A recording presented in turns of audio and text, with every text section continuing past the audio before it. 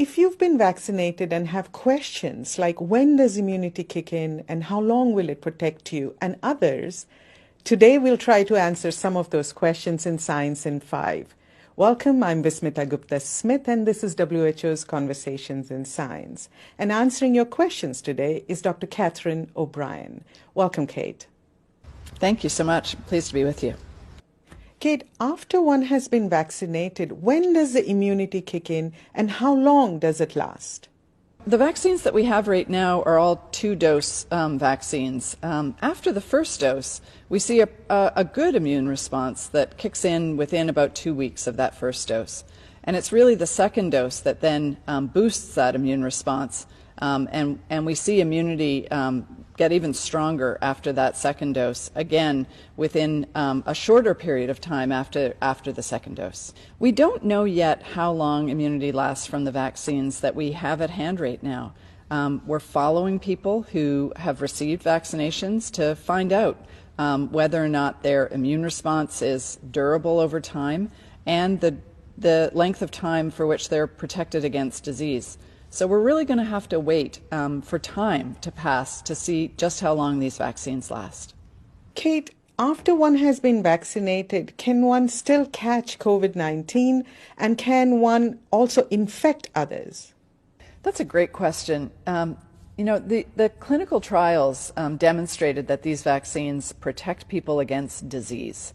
What we don't know yet from the clinical trials is whether or not the vaccines also protect people from just getting infected with the SARS-CoV-2 virus, and whether or not it protects against transmitting to somebody else.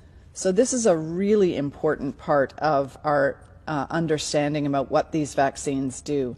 Do they only protect against disease, or do they also protect against getting infected and being able to transmit to somebody else, even if you're not having any symptoms?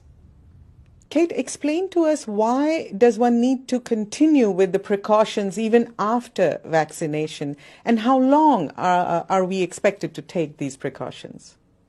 So we really need to continue these precautions while we're still learning about what the vaccines can do. Can they protect against getting infected and transmitting to someone else? And right now we're in a situation where there's still very broad transmission in many countries. The transmission is just out of control.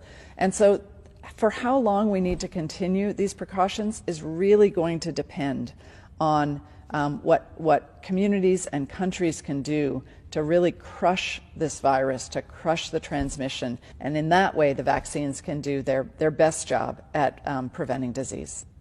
But remember that we don't actually have the evidence yet for using the vaccine in some age groups. We don't have the evidence for use of vaccines in children, for instance. So for the time being, those age groups are going to continue to be at risk of both disease and infection and being able to transmit to other people. The second reason is that the vaccines are in short supply. So we don't have enough vaccine yet out in the community to protect everybody. Those are the reasons why we have to continue the precautions, especially the masking, the physical distancing, the hand washing, and not gathering in big groups. For how long we need to continue those interventions, time is going to tell.